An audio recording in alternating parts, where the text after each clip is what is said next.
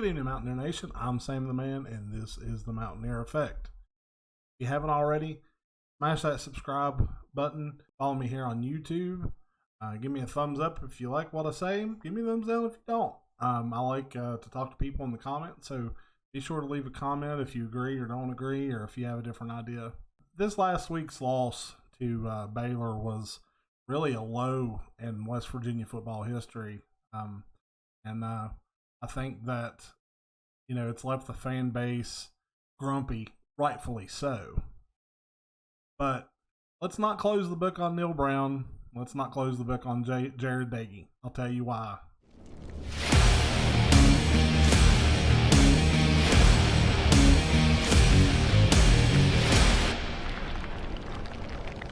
I was trying to think back to a worse loss than this past loss to Baylor, and the only one that I could come up with was Rich Rod's loss to Pitt, which is still kind of a sore spot for Mountaineer Nation. But this Baylor game was the culmination of a terrible season so far, where we had seen flashes of good stuff and flashes of bad stuff, and then we got to Baylor and just never could really get going. But, it's really no surprise. Anytime you get a coach in like Neil Brown, who's not only building a program, but he's building your recruiting and upgrading your facilities and things like that, you're going to run into games like this one. And what I call that is a stumbling block. And really what that means is it's a test of resolve of the players and the fans and the program. And I think our resolve's been tested pretty good. And I think from what I'm seeing, a lot of fans are calling for Neil Brown's job and put JERD on the bench. And we'll talk about that another time. But, Neil Brown is really building something in Morgantown, and you'd have to be a fool not to see it. I really have struggled with his idea of trust the climb. I think it's a little bit silly, but, it hit me watching that Baylor game.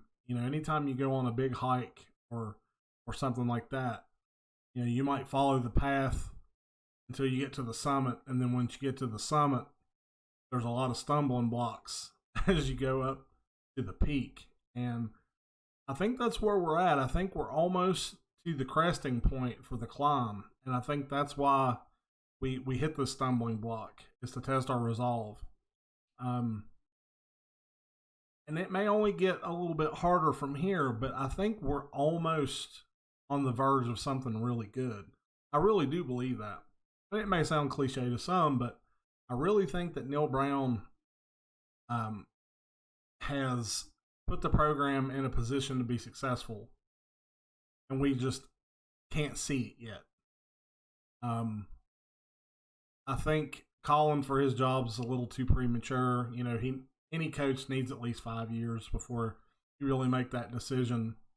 And he's 3 years in. Last year was a COVID year. This year they're still dealing with some of the same stuff. So, judge that how you want. We're 3 years in. But I think if we just give him a little bit more time, we're going to see what he's building. And I think we're all going to be surprised. The last thing we want to do is have a knee-jerk reaction and get rid of a coach that's the next Bobby Bowden or the next Nick Saban. I mean, we've got to be careful about that. And I know those are some big names, but I really do believe Neil Brown is that kind of a genius. Even though I question him at times and want to punch him sometimes, I really do believe he is.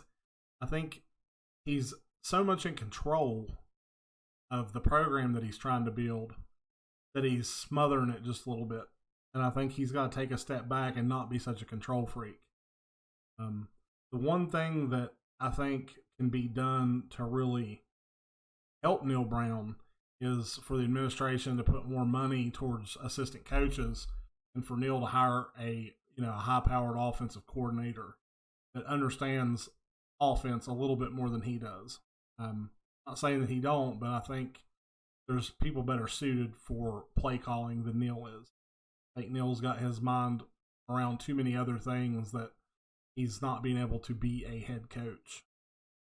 and that's part of the problem.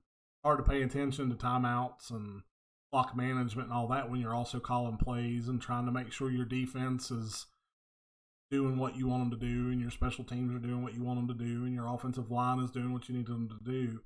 So I think that could take some of the pressure off Neal. I do believe, given a little more time, we will see the fruit of his labor. And if we get 2 more years in, or into next year, if we get into next year and it's the same old crap, then start yelling for his. But I really do think we're really on the verge of something great. I really, really do. And I've been very hard on West Virginia. If you've watched my videos, you know I'm hard on West Virginia. I'm hard on Neal Brown, hard on the administration. The last thing that us Mountaineer fans want to do is settle for mediocrity, and that's what we're fighting for. As we feel like a mediocre program right now, and we don't want to feel that way. So just give it a little more time, have a little bit of faith in your coach and his ability to do what he's doing. Look at the quality of his work, aside from wins and losses, because it's not always about wins and losses. And let's see what he does. At the end of the day, the Mountaineer faithful all just want the West Virginia Mountaineers to be successful and to go to bowl games and compete and, work our way to competing for a national championship. That's what any program wants, and that's what we want. And I really do believe Neal Brown can lead us there. So let's see what happens. I don't think the administration is going to fire Neal Brown anytime soon. So I think the fans need to just settle in and let's just take this ride wherever it goes. I'm Sam the Man. This is the Mountianeer Effect. Let's go, Mountaineers!